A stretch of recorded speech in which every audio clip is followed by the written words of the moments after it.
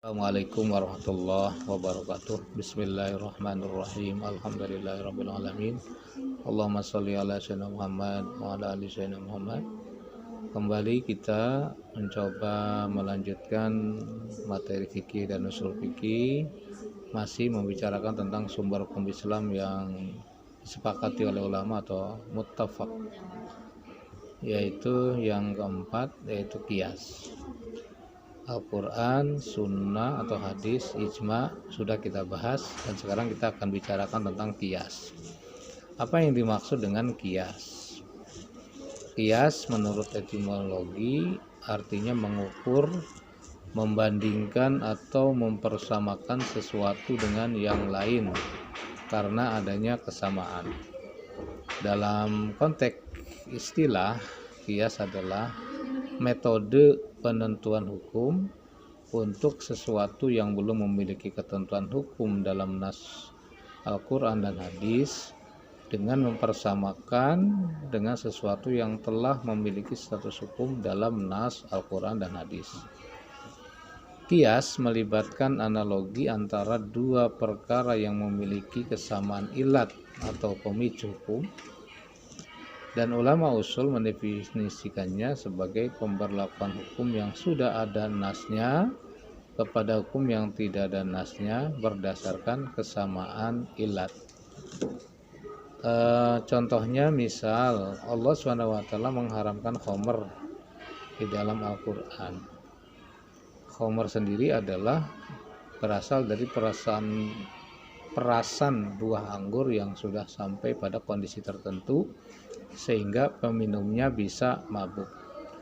Tidak ada satupun ayat Al-Quran yang mengharamkan bir, yang mengharamkan narkoba, mengharamkan ekstasi dan sebagainya, dan berbagai minuman keras lainnya. Lalu apakah hukumnya menjadi tidak haram semua itu? Tentu semua jenis minuman keras dan zat-zat yang berbahaya hukumnya haram. Dengan cara apa? Dengan cara dikiaskan kepada khamr. Mengapa dikiaskan? Karena ilatnya sama, yaitu sama-sama memabukkan. Maka segala makanan dan minuman yang memabukkan hukumnya sama dengan khamr dengan jalan dikiaskan, yaitu sama-sama hukumnya menjadi haram. Sehingga kalau dilihat dari rukun qiyas itu ada tiga. Satu al-aslu, dua al-far'u, tiga al-illah, kemudian yang keempat adalah al-hukmu. Kalau diurai, al-aslu, hukum asal itu yang sudah ada dalam Al-Quran itu adalah khamr contohnya. Kemudian al-far'u, yaitu yang belum ada hukumnya, misalnya narkoba. Kemudian ilatnya apa? Memabukkan. Karena memiliki ilat yang sama, maka al-hukmu, hukumnya narkoba, al-far'u itu sama dengan khamar, yaitu al-aslu, sama-sama haram. Kemudian macam-macam qiyas. Pertama disebut dengan qiyas aulawi.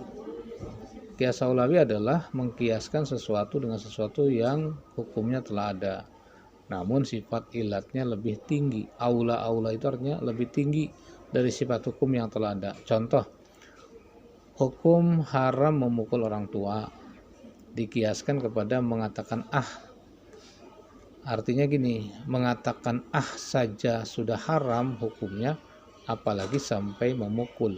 Memukul itu artinya aulawi, lebih gitu.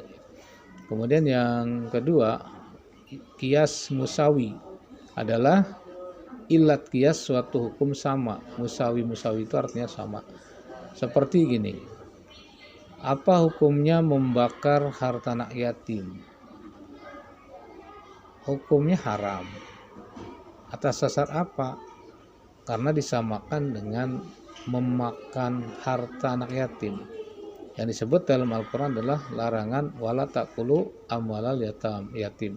Tidak boleh memakan harta anak yatim. Ilat keduanya sama-sama, yaitu menghilangkannya. Membakar dan memakan harta anak yatim, ilatnya sama, yaitu menghilangkan. Kemudian yang ketiga, qiyas dilalah adalah menetapkan hukum karena ada persamaan dilalatul hukmi, penunjukan hukumnya, seperti kesamaan kewajiban zakat untuk harta anak yatim dan harta orang dewasa, karena kedua-duanya sama-sama bisa tumbuh dan berkembang. Nama. Kemudian yang keempat, qiyas syibih, yaitu terjadinya keraguan dalam mengkiaskan ke asal mana ilat ditujukan. Kemudian harus ditentukan salah satunya dalam rangka penetapan hukum padanya, seperti pada kasus hamba yang dibunuh, dirinya dikiaskan kepada seorang manusia sebagai anak cucu Adam atau barang yang bisa diperjualbelikan. Kemudian yang kelima yang disebut dengan kias adna adalah kias yang far'unnya lebih rendah. Adna itu artinya lebih rendah kedudukannya daripada aslun, asal, untuk mendapatkan hukum yang sama. Contoh, mengkiaskan perhiasan perak bagi laki-laki dengan perhiasan emas, tentang haram hukumnya dengan ilatnya adalah berbangga-bangga. Lalu bagaimana kedudukan qiyas sebagai sumber hukum Islam? Beberapa ulama terkemuka berpendapat bahwa qiyas merupakan dalil syar'i yang sah untuk menentukan hukum berdasarkan akal. Qiyas menempati posisi keempat dalam urutan tentang dalil syar'i, karena ketika tidak ada hukum yang jelas dalam nas, maka suatu peristiwa dapat disamakan dengan peristiwa lain yang memiliki kesamaan dan telah memiliki ketetapan hukum dalam nas. Mereka berdalil dengan firman Allah Subhanahu wa taala surat Al-Hasyr ayat 25 ayat 2 Al-Hasyr ayat 2, fa'tabiru ya ulil absar, maka ambillah kejadian itu menjadi pelajaran wahai orang-orang yang mempunyai pandangan. Apa yang menjadi penyebab dilakukannya qiyas? Beberapa sebab dilakukan qiyas. Pertama, karena adanya persoalan-persoalan yang harus dicarikan status hukumnya, sementara dalam Al-Quran dan hadis tidak ditemukan hukumnya, dan mujtahid pun belum melakukan ijma'. Teks-teks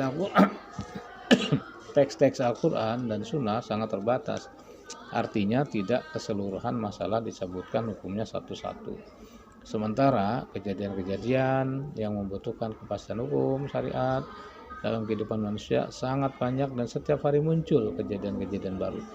Untuk memecahkan masalah ini diperlukan ijtihad dari para ahli ulama fikih.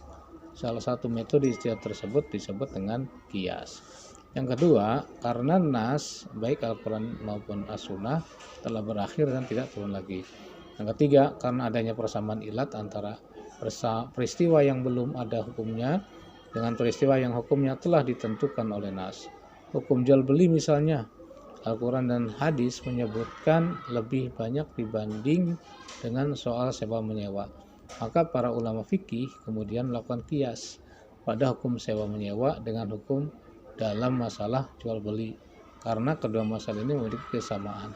Dari sisi keduanya adalah transaksi jual beli barang dan jasa. Barangkali itu saja, semoga berkah manfaat. Mohon maaf lahir batin bila ada kekhilafan.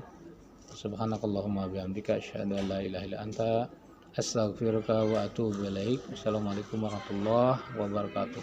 Insyaallah bersambung.